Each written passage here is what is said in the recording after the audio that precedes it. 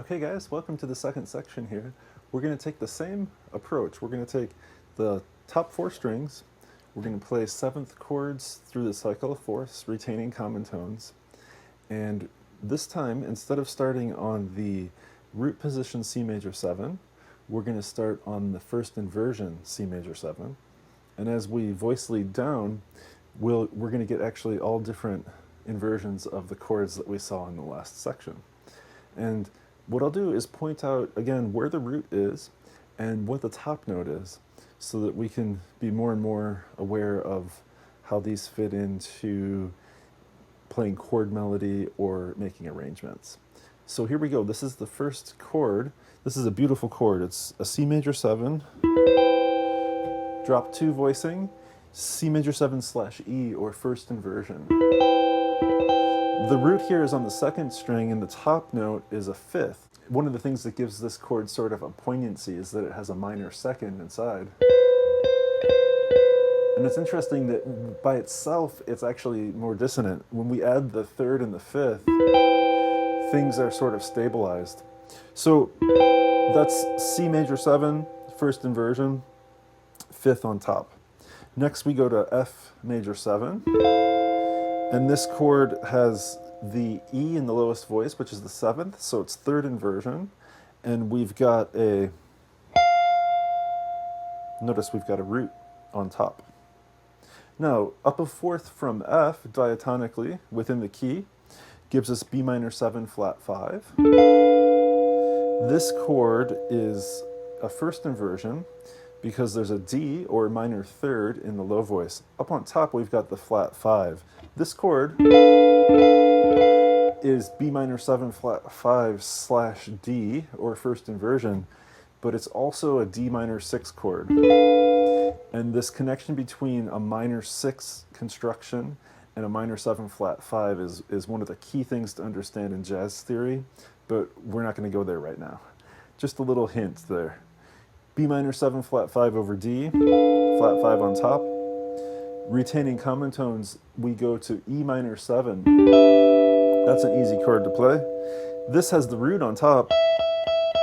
It's got the 7th in the lowest voice, so it's third inversion. Then from E minor 7, we're going to go up a fourth to A minor 7 over C, first inversion. The root here is on the second string, and the top note is the 5th. From A minor 7, we go up a fourth to D minor 7. And again, this is third inversion because the flat 7, C in this case, is in the lowest voice. We have a root on top. From D minor 7, we go up a fourth to G7. And this one is the first inversion chord because we've got the third in the lowest voice. The 5th is up on top.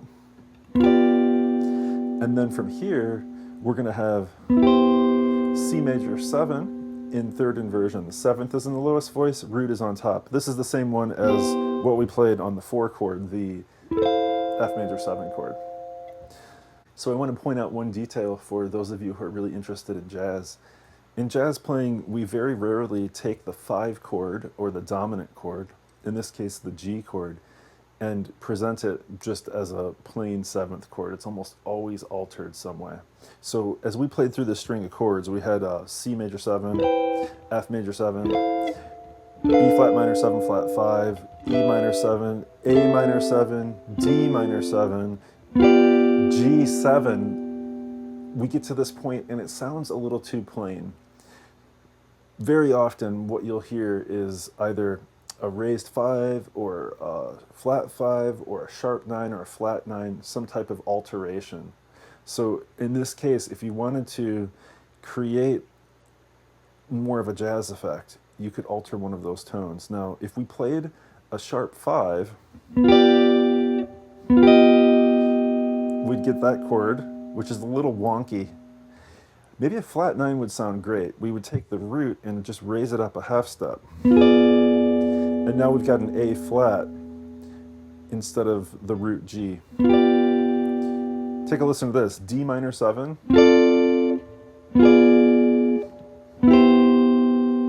Instead of this is the plain dominant chord. See, what happens is, as we go down, the flat 9 creates a chromatic passing tone. Whereas if we play the pure 7th chords, D minor 7, G7, we've already given away the G. You know, there's no tension when we arrive from the G7 to the C major 7, that tone is the same. So that's something we could look at. In the previous section of this chapter, it would be like this. We'd have D minor 7. Instead of G7 like this, we would raise the root to a flat 9 and then play C major 7. So we won't talk about alterations too much in this course, but that's something to be aware of. Altering the dominant is almost enough to start to go into heavy jazz territory without even changing the other chords in the progression. Let's move on to the next section.